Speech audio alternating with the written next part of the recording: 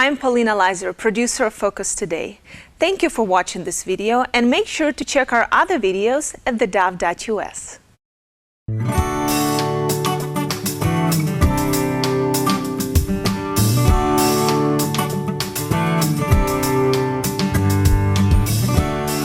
Welcome to Focus Today. I'm your host, Perry Atkinson, and what a delight to have with us today Larry Alex Taunton. He's an American author, columnist, cultural commentator. He's the founder and the executive director of a Fixed Point Foundation, and in this role he's had some pretty high-profile debates with atheists such as Christopher Hitchens, Daniel Dennett, Michael Shermer, and as well as some Muslim clerics. And he's also the author of a great book called The Grace Effect and the Faith of Christopher Hitchens.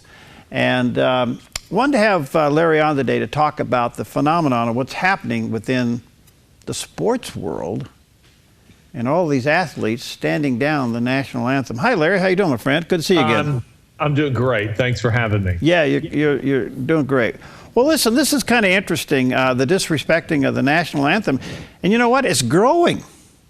Yeah, it really is. Colin Kaepernick's movement, and he does find himself the leader of a movement, is spreading around various parts of the National Football League and even to collegiate and high school sporting events.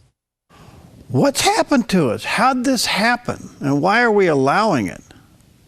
Well, you know, I think we're a deeply divided nation, and I think nothing could, demonstrate this more than kneeling during the national anthem. I want to be clear, police brutality when it has occurred and racism, which runs in every direction. These are things that are worthy of a national discussion and protesting. However, kneeling during the national anthem, a time when we as a people are affirming that we hold these truths to be self-evident, that all men are created equal. I mean, this is essentially what we're doing. We're affirming the principles that our country was founded upon, principles that are, underscoring our commonality rather than the things that divide us. Seems to me that this isn't the appropriate place to start this discussion. So, does the First Amendment, is it justification for this? Yes, I think that it is. Meaning, I think that Colin Kaepernick and others certainly have the right to kneel during the national anthem. Rather, the question that I would raise isn't one about their rights. They have a right to kneel. They have a right to lay down or stand on their head if they so choose to. It is rather, is this really the way to go about generating the discussion? Because it seems to me that a discussion hasn't happened on police brutality and racism. Rather, the national discussion has been about the right to kneel. I don't think anybody is protesting the right to protest. It's just this is a level of disrespect that we've never seen before. Well, and that it would occur during, 9/11, for instance, on a Sunday, where we are memorializing, where we are remembering those who lost their lives. Many of them, by the way, police officers who lost their lives in that tragic event, and to use this as a platform to protest, it seems to me to be in poor taste at best. I find it interesting, Larry, that we see no leadership on this issue, none. We're not even seeing it from the presidential candidates. The president actually has come out and said that Kaepernick and others have the right to do this. We're certainly not seeing it from the commissioner of the NFL. And we have peep, nothing, not even a peep, coming out of the NFL owners. It's amazing to me that nobody in leadership has stood up and said, hey, wait a minute, you have the right to protest, but this is being disrespectful to who we are as a people. Yeah, I really think the National Football League, at its core, it is strictly, bare-knuckled capitalism. I mean, they're just, licking their finger and sticking it to the air to see which way the political winds are blowing. And if this is something they need to condemn, well, they're ready to do it. If it's something they need to affirm, they're ready to do it. I think that Colin Kaepernick and others who are doing these things haven't thought through very carefully what it is that they're really seeking to accomplish ultimately, because it seems to me that it isn't being accomplished. And I think you and I, right here on this show, we could make a pretty good list of things we don't like about America. Abortion, high crime, high suicide rates, creeping socialism, sordid social agendas, all kinds of things. And yet, I choose to stand during the national anthem. And why do I choose to do that? Because I'm affirming my commonality with others, that I hold these truths to be self-evident, that all men are created equal. Yeah, it's beautifully said, Larry. You know, what's so frustrating is that I think America is now beginning to feel they're being steamrolled by the NFL.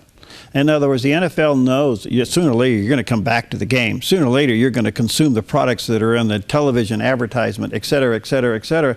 And they're actually bigger than the movement. So we don't care what you think. We're just going to go on as normal. Do you think it could backfire on them?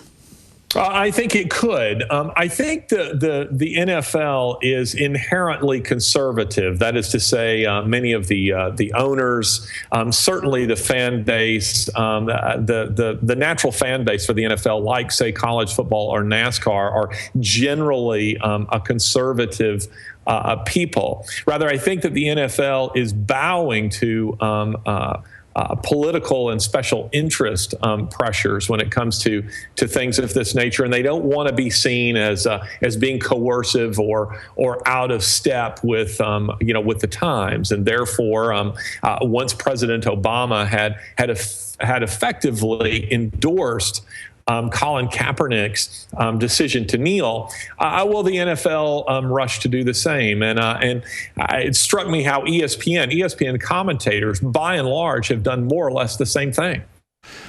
Well, on the other hand, the NFL is extremely biased and political. I mean, they would find a player for having stars and stripes on its cleats, but wouldn't do anything about this. Do you think if the NFL had, and this is hypothetical, I realize, but if you think the NFL had a change of mind and reversed the policy and say it's now an NFL policy for you to stand during the national anthem, what do you think would happen? I think that would be ill-advised. I would never, again, I'm just sharing my opinion here. I don't think that I would ever try to coerce anyone to do that which is contrary to their conscience, whether I agree with that or not. And so I don't think that would be a good move on the NFL's part, and possibly because it might make a small thing even bigger. Rather, I think that while Colin Kaepernick and others have the right to kneel during the national anthem, we also have the right to condemn them for doing so. And this is the thing that has really struck me about all of this. These players, some of them in any case, are quick to protest, but they are also quick to become very defensive when others protest their protest, meaning it seems that they think that it only runs in one direction. They can kneel, but I can also write, as I recently did, a piece for Fox News condemning what they're doing. I think the struggle is we're talking about pledge allegiance to the flag and the national anthem. Doesn't that rise above politics and protesting? Doesn't that in its own existence require some kind of overarching respect? Can we really allow it to be brought down to a political protest? How do we protect its dignity? Well, this is an interesting discussion, isn't it? I think the two of us are rather old school, when it comes to these things. But, I have wondered myself, how far can a country go before you can no longer feel very supportive of it? I recall talking to a World War II veteran many years ago, a man who was patriotic to the marrow of his bones, who was telling me that he wasn't feeling especially patriotic anymore on July the 4th because of all of the things that this country had embraced that he disagreed with. Now, his agenda would be slightly different, from that of Colin Kaepernick's. But again, I think that the two of us, as I indicated earlier, we could make a list of things we don't like about this nation. How far is too far? And so Colin Kaepernick, I think, has a point. I just think that the way he's going about doing this, and it's something that really undermined, I think, his protest was the episode of wearing the socks that depicted police officers as pigs. I think this has gone a long way towards undermining those who might be supportive of what he's doing and seeing it as rather, how shall I put it, insincere on his part. Interesting. I would think the owners somewhere would step in, because sooner or later this cloud over the team isn't healthy for anybody. I mean, sooner or later they got to get on and win games. Yeah, well, you would think so. Yeah. Larry, you're a delight. How do people, do you have a website? How do people get in contact with you? I surely do. It is Larry Alex Taunton. That's TAUNTON, LarryAlexTaunton.com. And you go there to find all these interviews, my articles, books, and where to catch me, where I'll be speaking around the country. All right. Thanks, Larry. You're a delight. Let's hook up again, okay? Hey, thanks for having me. I want to talk to you about, quickly before I let you go, does an atheist have faith? Well, I think they do. And my book, The Faith of Christopher Hitchens, is getting at that. Their faith isn't, of course, in any God, but they're putting their faith in something.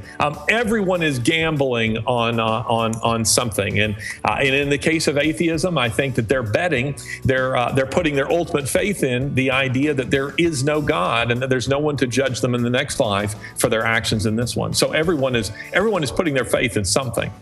We're getting you back. Be delighted to come back. All right. Good to see you, Larry. Thank you. God bless. All right. Thank you. Be right back.